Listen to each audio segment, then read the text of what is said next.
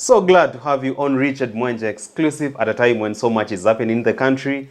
But of much priority is the impeachment of Rigathi Gachagua. As of today, he stands impeached by the Gazette notice that was issued by the Speaker of the Senate, Amason Kingi. And we want to understand what does this mean for the country and also for people who voted in Gachagua on the Ruto Rigathi ticket in 2022 general elections. But first things first, Professor, welcome on board. Thank you, Richard. You are well? Oh, yes, you can see. Is it over and out for the man? It's never over until it's over. It's never over. And in politics, it's never over. It ain't? Oh, never. People wrote off. After the loss of 2013, everybody said Raila was over. I told them, you are joking. Raila is around for a little while. So is there a chance for Gachagua to recalibrate himself? Of course. And rise from the ashes? Just the beginning of the game. On a scale of 0 to 10, what are the chances he can rise from the ashes? 7. 7? Yeah. It begs the question, from the submissions of the defense team, what do you make of it? Was it solid enough, strong enough? Of course, he had a strong team. Somebody like Elisha Ongoya is a darling of Kenyans. How about your He's friend? trending. And Degwanjiru is a rising star. You can't dispute that. Paul Mwite was solid. No, Paul Mwite's team was a good team. You could not have expected better. Yeah, it was good. It makes sense. But the decision was already made.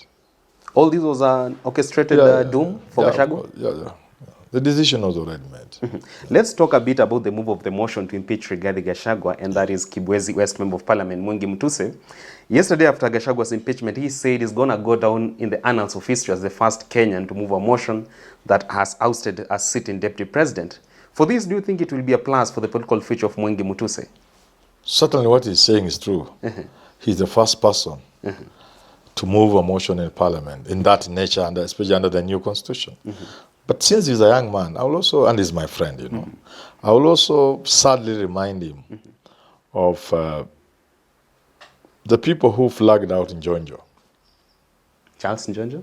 Yeah, and of the people who flagged out Saitoti. Of the, not Saitoti, Josephat Njuguna Karanja. Mwenje from Embakasi. People like him, Kuria Kanyingi. Mwangale for Njonjo. Sometimes it doesn't always end up well. Even with the immunity that he now has from the president There is Kenya no immunity. Kwanza? Which immunity? It's not about immunity. The president is not in control of the political dynamics of the day. Never. Politics has its own way of doing things. It's a dynamic engagement. So maybe you say he stands better chances at nominative politics rather than elective For example, politics. Mwengi Mutuse has done a good thing according to him, and many people support him and celebrate him.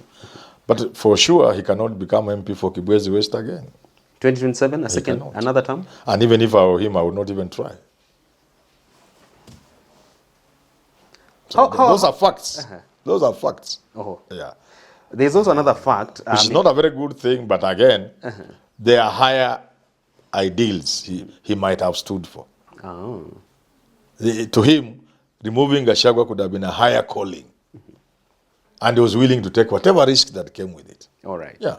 Sticking on the grounds of people having and harboring higher callings, we saw yesterday, I mean, very few people expected Chege to oppose Gachagua's impeachment. I was also surprised. But by and large, he opposed it. Yes. But on the contrary, there's also this proposal from him for the extension of term limits for MPs, governors, and the president, you name it.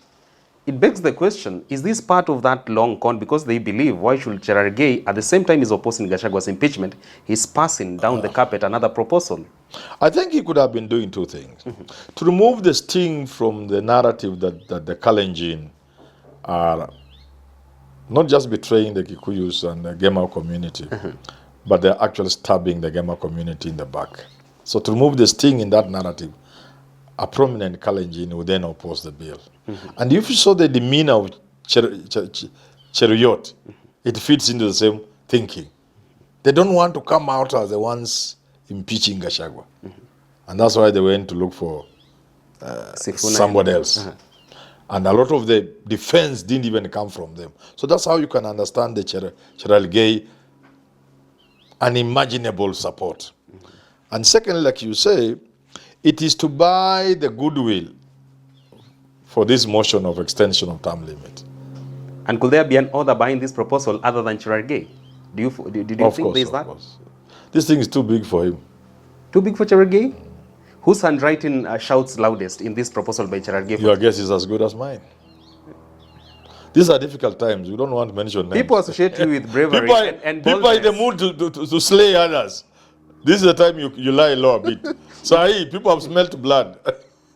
People watu wanaweza kupita na wewe. Even you. Hii ni saa kunyamaza kidogo. You've been associated with bravery, boldness, on such issues. Yes, but not you. I can bring trouble your way. So mimi ni chuma ya zamani.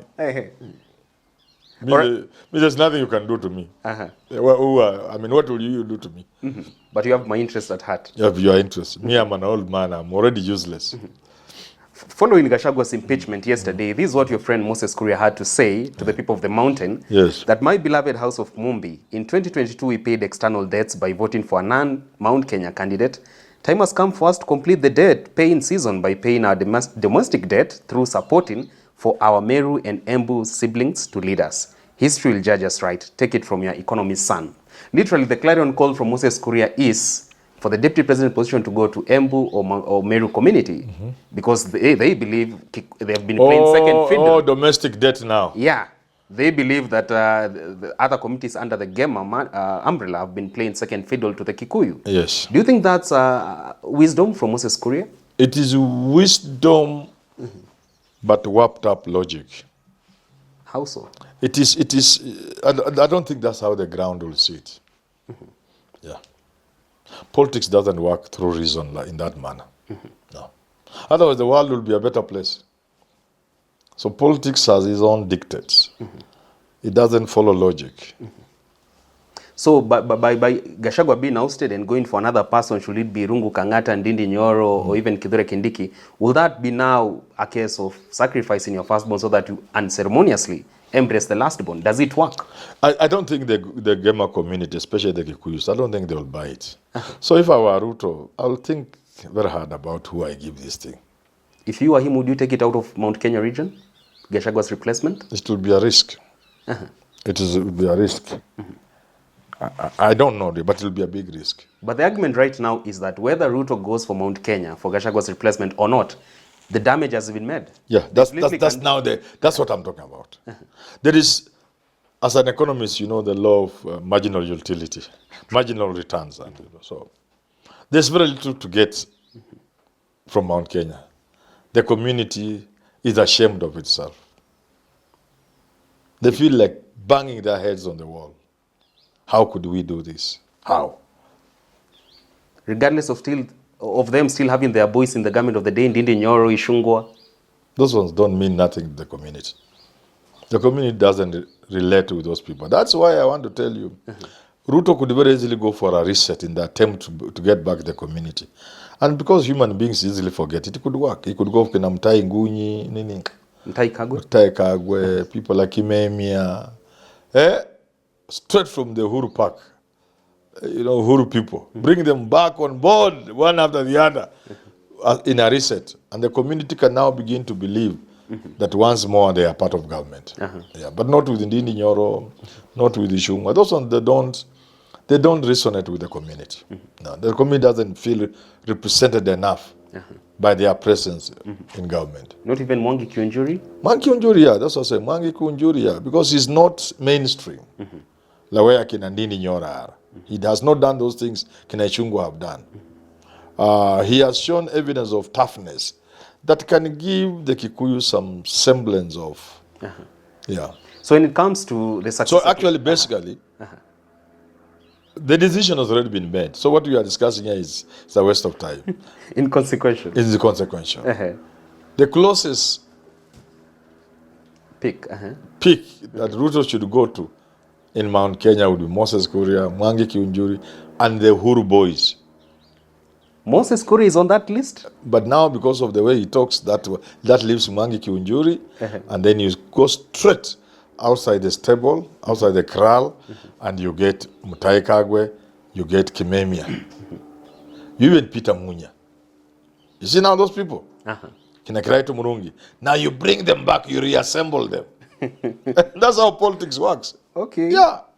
You have analyzed President Ruto's style of politics, and when it comes to now the apparent heir to the throne, to succeed Gachagua, do you think he'll go for someone from Mount Kenya with a national political outlook, or is going to probably look for someone who is of less capital and who can easily work under his whims? The danger of that is, if you bring somebody who can work under you, a flower girl, then you seal your fate in terms of losing Mount Kenya. It goes capsa. So it must be somebody who gives the community some sense of hope that at least we are still there. And I've told you there are now only two. One, Mwangi Kiunjuri from the inside, from the stable. Or you go outside the stable and pick a Uhuru Kenyatta person. Kimemia, Mwangi, Mutai Kagu. Those are the names we are hearing. And now I'm adding on Peter Munya, Kiraitu Murungi. Now, you bring those ones now is a reset button you have touched. So you can see the options are very limited. And now, Prof, lastly, when it comes to realignments and alignments due in Mount Kenya region, and more particularly for people like Martha Karua, who are now somewhat sitting on the fence, what will be your word for them in a bit to also have them strategically position themselves to lead Mount Kenya, even the nation at large, in the near future? I think for Mount Kenya leaders, there's only one way. Which is? Get together. Those who don't like what has happened, forget their differences, and all of them come together and lead the community in a direction that removes the shame the community has brought about upon itself. That, when I used to say that the Gema community will support Raila Odinga, and by extension Uhuru Kenyatta, I gave my reasons. When I said Gachagua will survive because the Gema MPs would not vote for the impeachment, the reasons are obvious, and I gave the reasons. So what happened in 2022 flew in the face of logic and reason. And the politics, of course, doesn't survive on the steroids of logic. Because I was wondering, the Gema community, the most populous community, the most economically endowed community, the community with the password of the economy of this world, the community that controls the